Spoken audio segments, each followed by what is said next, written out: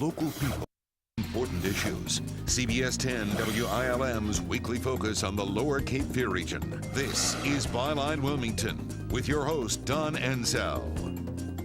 Welcome and good morning. So how much do you really know about insurance coverage known as the Beach Plan? Well, if you live in a coastal community, this could affect you and your pocketbook in a big way. Our guests today are both involved in representing our region in the legislative struggle to overturn some proposed massive rate increases and coverage changes.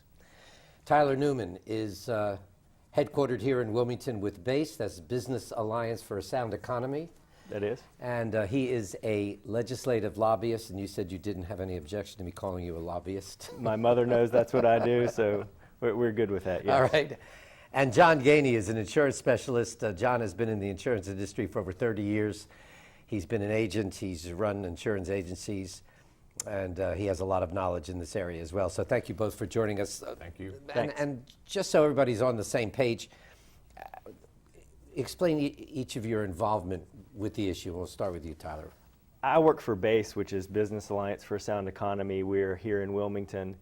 We represent a number of local associations, the Wilmington Cape Fear Home Builders Association, the Brunswick County Home Builders Association, the Brunswick County Landowners Association. We've got a Pitt County Economic Development Partnership, an association with them now. We also have a number of... So you advocate for them on issues that... commercial and residential developers, real estate folks like that. John and I have been working on this issue as part of the NC20 Coalition, which is a coalition of the 20 coastal counties and municipalities that worked as an ad hoc group on the stormwater issue last year and has come together on the insurance issue this year. Okay.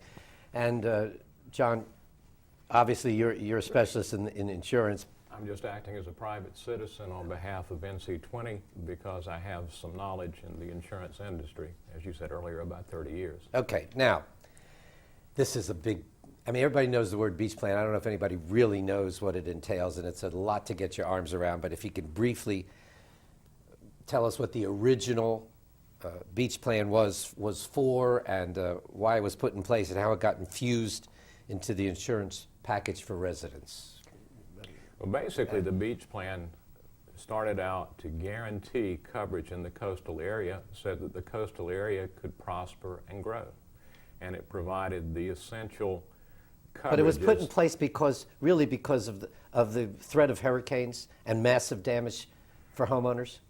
Yes, and of course, back in the 1960s and before, we didn't have building codes and we didn't have flood regulations. So when a storm came through, the damages were rather massive. That's not true today, but the companies sort of wanted to walk away from the coast, and the coast needed insurance. So this facility was formed to guarantee the availability of essential property insurance. The beach plan. It was called the beach plan. And it became part of residents and homeowners' policies? It's expanded several times. It started in 1968, 1969, just offering along the barrier islands. It expanded in 1998 to offer wind coverage throughout the 18 coastal counties, and then it expanded again. Companies can cede their wind and write the rest of the perils like fire on their own, but lay off the wind coverage.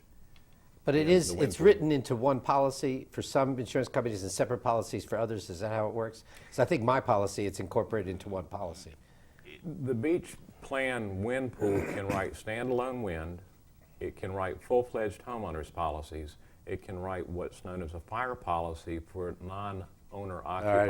All right, I'm afraid we're going to get so detailed it's going to be hard to follow. You follow this because this is going to affect you and your pocketbook. Let me tell you how it affects me. Okay, Tyler. I have my homeowner's insurance through one of the admitted carriers in North Carolina, one of the major admitted carriers, and then I have my wind coverage, my wind policy through the beach plan. Okay. So, and I would expect that's the situation with a large number of people that are watching. And mine is written in one right now. In one policy. But at one time, all of this type of insurance was included in the homeowner's policy at one time. Before 68, it was all. That's very true. Isn't that right? Okay, just so true. Folks.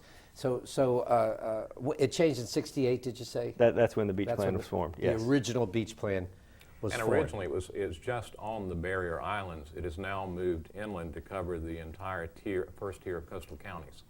And why Why did it change? Why did the original coverage change? Because insurance companies wanted to abandon coverage on the coast? Exactly. That's why. Exactly.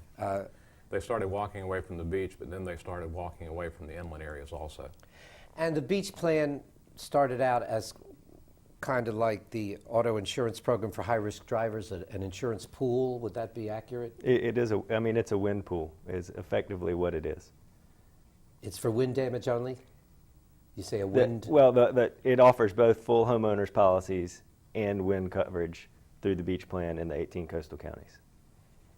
If a tree falls in your house, that's not part of the beach plan? Due to a hurricane? If the wind blows it down, it's part of the hurricane, it's wind. Aha. And if lightning strikes it? During a hurricane, Yeah. it's lightning. And that's part of your homeowners? So is. it's that finely defined? It is. And then, who determines that? The adjuster. The adjuster who comes out. So the original plan was a good thing. Would you agree? I think the original plan and really the plan now, it's offering something that you have to have a mortgage, and it's, people don't have a lot of options from the private carriers, so it's the only option out there for a lot of coastal homeowners. So would you I say, didn't have a choice. So. No, you don't have choice. But would you say in its original concept it was fair? I think that it was fair, and I think it was probably at the time absolutely necessary for those people on the beach, both business-wise and to cover their residences. Was it fair to pull storm damage coverage, wind damage, out of the original homeowners policies? Was that fair? As an agent, I didn't like it very much, or as a consumer, I didn't like it very much. But so who liked it? The insurance industry, Okay. Because they got to lay their wind exposure off into the wind pool. And the reason that was done was in hopes of keeping those companies in the coastal area. So is it fair to say today homeowners in affected counties or affected communities are forced to buy homeowners insurance, flood insurance, and the beach plan? The beach plan, is that true? That's a true statement? Right, but most folks will have 2 out of 3.